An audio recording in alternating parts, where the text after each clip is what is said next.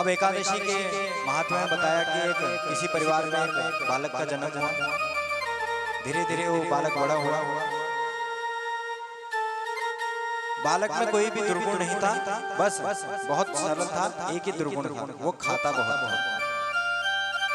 और खाने बैठ जाए तो फिर उठने का नाम ही नहीं लेता था। बड़ा विचित्र। अब ज्यादा खाने वाले से भी लोग परेशान हो जाते हैं। तो क्या हुआ, जैसे खाते रहे बीच बीच में कहे दाने दाने में लिखा है खाने वाले का नाम। अब एक सज्जन ने कहा तू तो ये कहो कि बोरे बोरे में लिखा है खाने वाले का नाम। एक सज्जन ने कहा बीच में पानी तो पी, तो कहता है कि बीज तो आए। अब एक दिन क्या हुआ, उसे उसके घर वालों ने निकाल दिया। कुछ दूर गया तो उसके बाद वापस लौट आया। घर वालों ने कहा तू फिर आ गया, तो कहता है कि शायद मुझे निकाल कर पछता रहे हो आप, इसलिए मैं फिर लौट आया हूं इस ख्याल से। तो घर वालों ने कहा कि तुम्हें निकाल के कोई पछता नहीं रहा है, तुम तो जाओ। जब दोबारा गए तो क्या हुआ, जाते रहे तो एक मंदिर देखा और मंदिर के बाहर से महंत जी ठीक ठाक हट्टे कट्टे। महंत जी को देखा तब तक दो चार महंत जी के चेले और आ गए, वो भी हट्टे कट्टे। अब ये समझने लग गया कि यहाँ खाने की कमी नहीं है। तो कहा कि महंत जी हमें भी अपना चेला बना लो। महंत जी ने कंठी माला पहनाई, बना दिया चेला और कहा रहो हमारे पास। कहा महंत जी यहाँ सेवा क्या है। महंत जी ने कहा सेवा क्या है, जो आपकी इच्छा करे वो सेवा कर दो और बाकी यहाँ कुछ काम नहीं है। तो कहा कि महाराज जी यहाँ कितनी पंगत लगती है। महंत जी ने कहा कि 5 पंगत लगती हैं सुबह से शाम तक। तो कहता है कि मैं 5 पंगत में बैठ जाऊं, कोई हर्जा तो नहीं है। अब महंत जी ने कहा हर्ज तो नहीं है, लेकिन इतना खाते हो। तो कहता है प्रभु सब आपकी कृपा है। तो क्या हुआ, एक दिन क्या हुआ, सवेरे सवेरे ना चूल्हे जले ना भोजन बना, सब लोग सीताराम सीताराम सीताराम सीताराम। अब इसने देखा आज ना चूल्हे जले हैं ना भोजन बना है। गुरु जी से कहा कि महंत जी आज ना चूल्हे जले हैं ना भोजन। अब महंत जी ने कहा कि आज क्या है, एकादशी है, आज भोजन नहीं बनेगा। तो कहता है कि सचमुच आज भी एकादशी है। कहा कि मुझसे आप एकादशी मत कराओ और चेलों से करा लो। अगर मेरे से एकादशी करा दी तो मैं द्वादशी देख ही नहीं पाऊंगा। महंत जी ने कहा इतना खाते हो।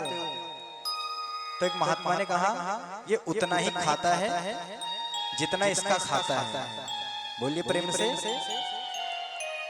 तो कहा कि बेटा आज तो जो है भोजन बनेगा नहीं, आज तो एकादशी है। तो ऐसा करो मैं तुम्हें सामग्री दे देता हूँ, तुम नदी के किनारे जाओ, वहां बना लेना और पहले भगवान को भोग लगाना, उसके बाद जो है फिर खुद पाना। अब सामान दे दिया और कहा बना लोगे। तो कहता है गुरुजी मरता क्या नहीं करता, बना लूंगा। गया सामान लेके। अब सामान लिया, भोजन बनाया।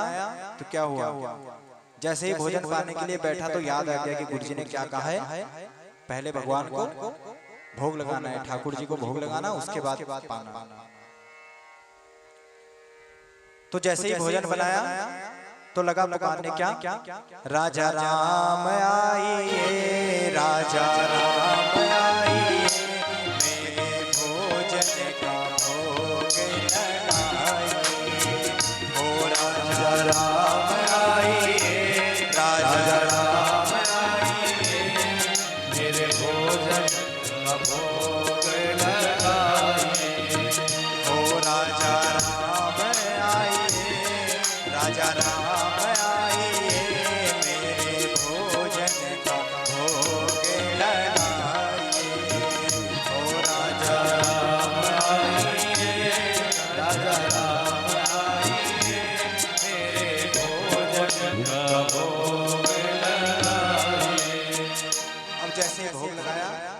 भगवान नहीं आए। बहुत देर तक राजा राम आई, भगवान नहीं आए। तो कहता है कि प्रभु मैं आपकी आराधना पूजना कुछ नहीं जानता, ना आपको अर्घ्य देना जानता हूँ, ना आचमनी देना जानता हूँ, ना आपकी आरती जानता हूँ। मुझसे तो बस गुरु जी ने कहा था कि भगवान को भोग लगाना। और क्या कहा? आचमनी अर्घान आरती यहाँ यही मेहमानी, आचमनी हो आचमनी अर्घान आरती यहाँ यही मेहमानी, आचमनी और रूखी रोटी खाओ प्रेम से, रूखी रोटी खाओ प्रेम से, पियो नदी का पानी। राजा राम आइए, राजा राम आइए, मेरे भोजन का भोग लगाइए। वो राजा राम आइए, राजा राम आइए, मेरे भोजन का भोग लगाइए। लेकिन फिर भी भगवान नहीं आए। तो क्या हुआ? जैसे ही भगवान नहीं आए तो क्या समझा? कहता है अरे आप जो है मंदिर के भरोसे बैठे हो कि मंदिर में मुझे अच्छा अच्छा भोग मिलेगा। लेकिन एक बात मैं भी बता देता हूँ, मंदिर के भरोसे मत बैठना, वहाँ से तो जान बचा के मैं आया हूँ, वहाँ तो आज आपको भोग मिलने वाला नहीं है। तो क्या कहा? हो भूल करोगे यदि तज दोगे, भोजन रूखे सूखे, भूल करोगे यदि तज दोगे, भोजन रूखे सूखे। हाँ भूल करोगे यदि तज दोगे, भोजन रूखे सूखे, भूल करोगे यदि तज दोगे, भोजन रूखे सूखे। एकादशी आज मंदिर में, एकादशी आज मंदिर में, बैठे रहोगे भूखे। वो राजा राम आइए, राजा राम आइए, मेरे भोजन का भोग लगाइए।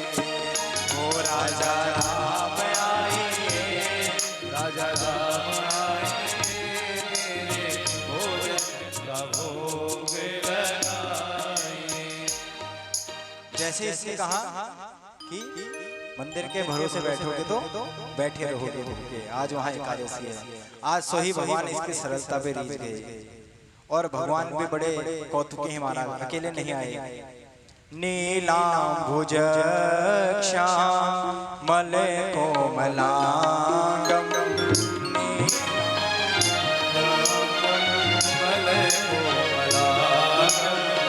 सीता समारो विद्वाम भागम, पाणो महासा यज जाता, नमामि रामं रघुवंशनाथं, नमामि रामं रघुवंशनाथं। भगवान अकेले नहीं आए, माँ जानकी के साथ आए। अब इसने देखा कि गुरु ने तो कहा था कि ठाकुर आएंगे, मैं तो सोच रहा था एक ठाकुर आएंगे, लेकिन यहाँ तो दो ठाकुर आ गए। अब कभी ये रोटी की ओर देखे, कभी भगवान की ओर देखे कि मैंने तो इतनी ही रोटियां बनाई हैं। फिर जैसे भगवान को पवाने लगा, फिर रोटी की ओर देखे, कभी भगवान की ओर देखे। तो कहता है कि आप तो इतने प्यारे लगते हो कि आप बार बार पाओ, बार बार पाओ। भगवान को पवाया, उसके बाद स्वयं प्रसाद लिया। अब उसके बाद जब भगवान चले गए फिर आश्रम में गया। फिर अगली एकादशी आई, फिर ना चूल्हे जले ना कुछ। अब गुरुजी ने कहा आज भी आपको जाना पड़ेगा। तो फिर वही बढ़ता क्या नहीं करता। लेकिन गुरुजी इस बार थोड़ा ज्यादा राशन देना, आपके दो ठाकुर आते हैं। अब दो ठाकुरों का जब राशन दिया, गया नदी के किनारे, फिर भोजन बनाया। अब पुकारने लगा क्या? राजा राम आइए, सीता राम आइए, मेरे भोजन का भोग लगाइए। राजा राम आइए, सीता राम आइए, मेरे भोजन का भोग लगाइए। हो राजा राम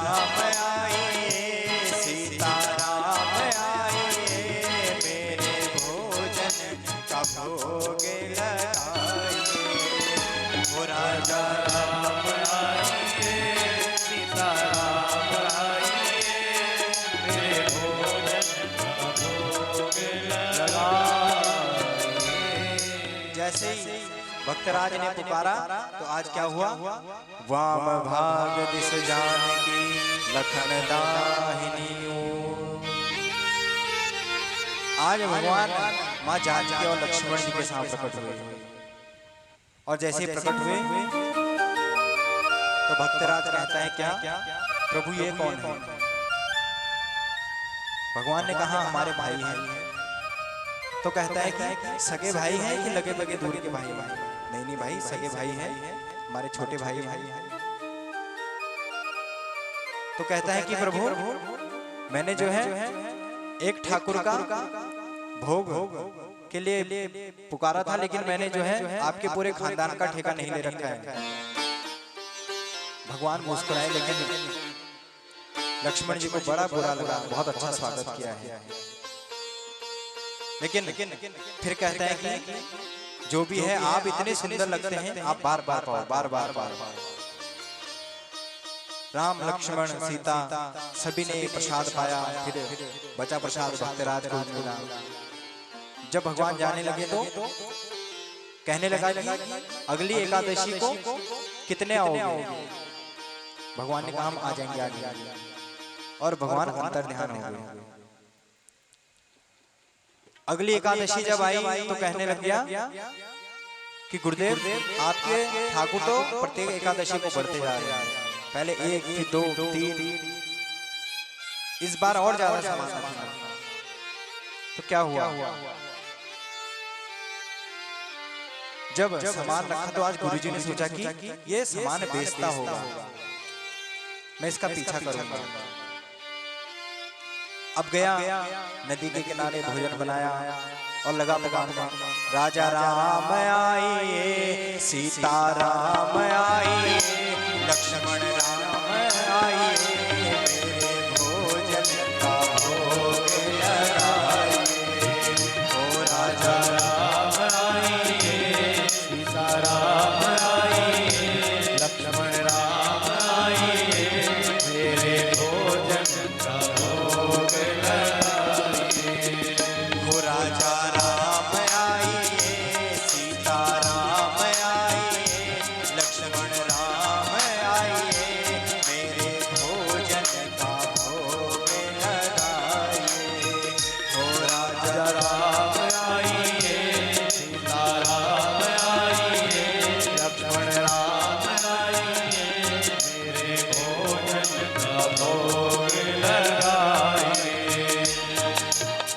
तो क्या हुआ? जैसे पुकारा भगवान इतने कौतुकी, इस बार जो है पूरा राम दरबार प्रकट हो गया।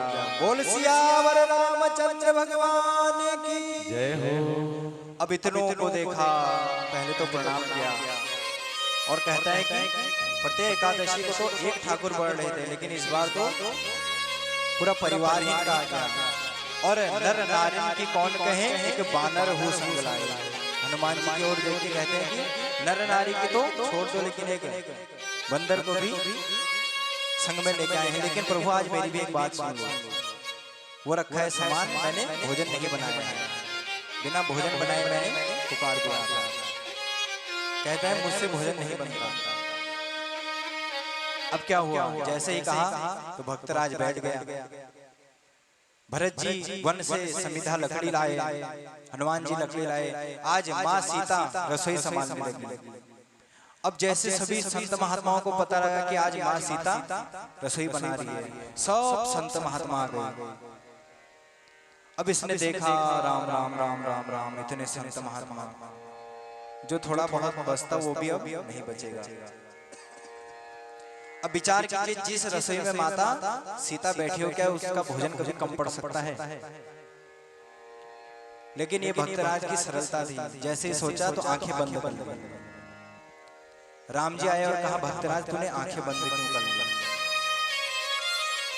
तो कहता है कि प्रभु अब इतने सारे आगे, मुझे प्रसाद तो मिलना है नहीं, और मैं जो है भूखा रह नहीं सकता, और भूखा रहने के बाद मैं किसी को खाते हुए भी नहीं देख सकता। आज पीछे पीछे जब गुरुजी आए, गुरुजी ने देखा कि सामान तो रखा है और भक्तराज बैठा है एक पेड़ के नीचे, गुरुजी को कोई और नहीं दिखे। तो क्या हुआ? जैसे ही इसके आंखों से जो है आंसू आने लगे तो गुरुजी ने कहा बच्चा क्या हुआ, तो भोजन क्यों नहीं बना रहे हैं?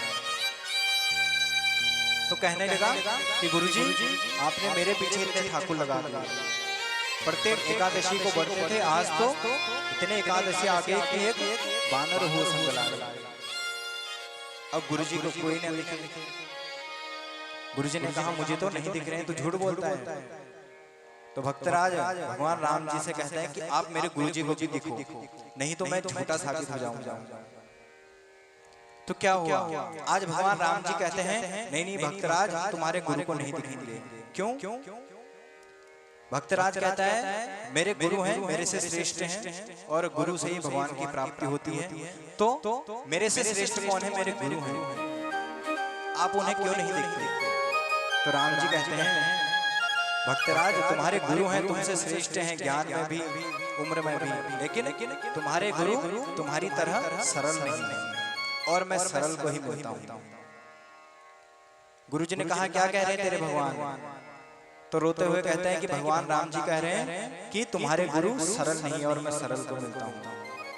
जैसे ही गुरु ने सुना तो आज गुरु सरल होके जो है उनके नेत्रों से आंसू बहने लगे।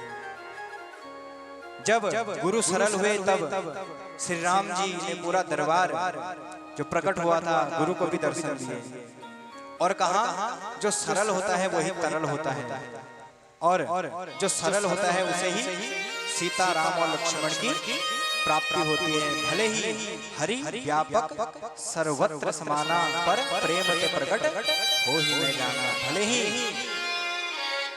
हरि सारे संसार में है, कण कण में है, लेकिन कैसे प्रकट होते हैं? प्रेम ते प्रकट हो ही मैं जाना। और हमने इतिहास में श्रवण किया था कि गुरु भगवान की प्राप्ति कराते हैं, गुरु से ही भगवान की प्राप्ति होती है। लेकिन आज हमने क्या देखा कि शिष्य के कारण गुरु को भगवान मिले।